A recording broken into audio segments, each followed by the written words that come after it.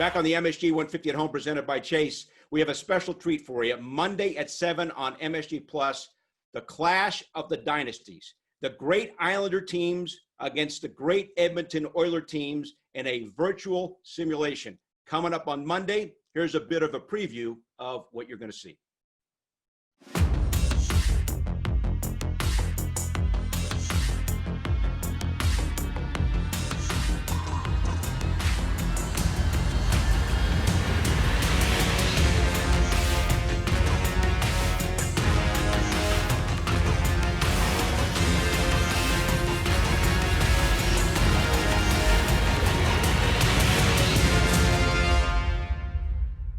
All right, back with Alan Hahn and the former Islander, John Tonelli. John, you're very involved with this project.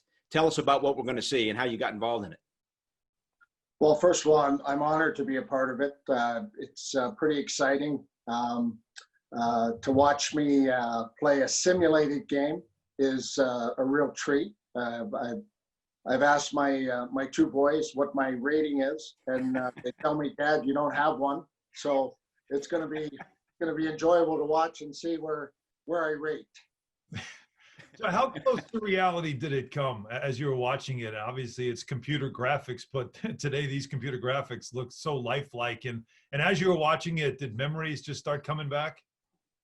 Well, it was a lot of fun watching. I watch my boys play it all the time, and it's I can see why they get focused and intense and enjoy sitting there for hours playing the game. So, John, it's an amazing rivalry you guys have with the Oilers. You guys win 4 in a row, 4 cups in a row, the last coming against the Oilers. The next year, 84, Oilers beat you guys to begin a run of 5 titles in 7 years. You guys, of course, won the 4 in a row. Oilers never won more than back-to-back championships. When you think back to the rivalry, what do you think about? Well, 2 incredibly talented teams. And you could see the transition. You could see the Oilers learning from what we accomplished and why we accomplished it, and the way they were building their team to do what we did. And it takes a lot of commitment on every individual and the right pieces. And at the same time, when you have the great one, Wayne Gretzky, who takes special pride in winning the Stanley Cup. I mean, and if you can compare that to our guys, Dennis Potvin, Mike Bossy, Brian Trottier, they knew the importance, and the final goal is to win the Stanley Cup. How realistic was the action as you were watching it when you saw it out there? Like, again, it's so lifelike, but for you, knowing those teams and knowing what that series was like, how realistic was this? Well, I think there's nothing like being on the ice and battling face to face, but I think this is as close as you can get to putting the stats together, the facts, and with today's technology coming up with a close to simulation, I think it's pretty impressive at the end of the day. So, John, this is Alan's favorite part of the year because May 24th marks the anniversary of your guys' first cup. And this year is 40 years ago that you won your first cup. What made that first one so special? And, of course, he's now going to hawk his book here. John, please buy this book. Can you buy a copy if you don't already have it? He was in it. He helped me with it. Are you kidding me? What made the first one so special?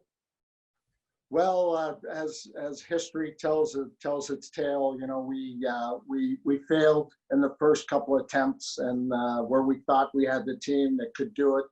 I think the fact that we came back the following season after losing to the Rangers in 78, 79, I believe that we had more in us. I believe that we learned that we needed to do more to accomplish our goals, and again, we needed every individual, every effort on that ice, and we were able to do that.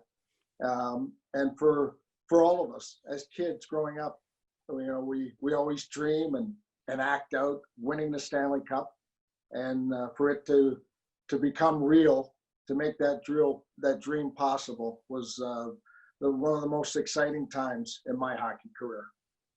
Before I bring up the next point about that dynasty, I just want to point out, John, after his playing career, became a terrific coach, youth hockey, a fantastic coach. And his two boys, Jordan and Zach, are terrific players who are going to play in the Ivy League.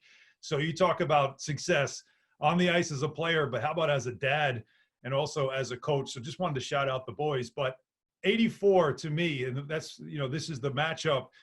That's a series that if you're an Islanders fan like myself, you look back at that one and think what might have been or what could have been that fifth straight. Sure, you had some injuries, but how much did that 2-3-2 format that they went to, and you split the first two games at the Coliseum, and that's a tough place for the Oilers to play. They didn't want to come back to that building and didn't, because they got those three middle games at home. How big was that? If you talk to us Islanders, huge. And but I don't want to take anything away from the Oilers. They're as talented as they were. They were on a mission, and they had learned quickly from us, and their momentum kind of caught us off guard. So once they accomplished what they needed to do the first game, and they beat us 1-0. And if I look back at some of the clips in that game one, I mean, we were all over Grant Fuhrer, all over, and we couldn't put it in open nets. We missed, but that's what you need. You need those breaks. So now you go back to Edmonton, and I don't think people talk enough about the ice conditions. Yes. So the ice conditions in Edmonton are fast, and they were a fast, offensive-minded team. And when they got on a roll, hard to take away. I would have loved the opportunity to come back to the Nassau Coliseum for a game and get a little respite, get a little home crowd medicine, and get back on track. But never happened. John, in February, you had your number 27 retired. What was that like for you to see it go up to the rafters forever?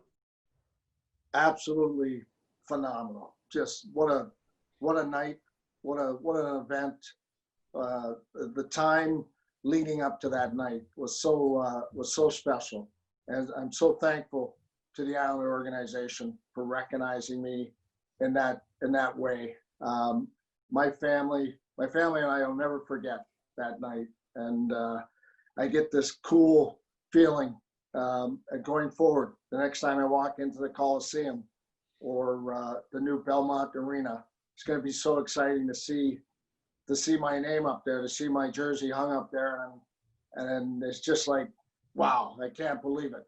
But it happened. It's a dream come true, and it doesn't happen to a lot of hockey players, and I'm very lucky it happened to me. A lot of fans will tell you it was long overdue. It was great to see that they did do it for you. Definitely deserve to be up there. So the NHL is going to restart. That news just came out, and that'll come out. You'll have hockey now in July and into August. And what do you think of the league getting back and making sure they finish this season and play for a Stanley Cup? I'm so excited, Alan. I think it's huge, and I'm so grateful to the owners and the players getting together, working every day, trying to devise a game plan on how to do it. And I think they came up with the best possible scenario.